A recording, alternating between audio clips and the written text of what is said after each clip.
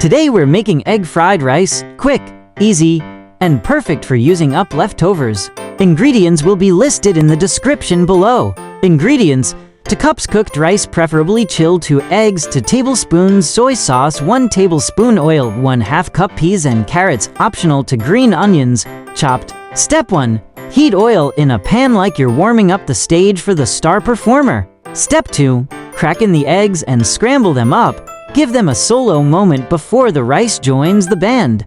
Step 3. Add the rice, breaking up clumps. Think of it as turning your leftovers into a brand new hit single. Step 4. Toss in peas, carrots, and green onions for some backup dancers. Keep it moving so nothing sticks to the stage. Step 5. Splash in soy sauce and stir until everything's coated and grooving together. And that's it, egg fried rice done in minutes. Simple, tasty, and always a crowd pleaser.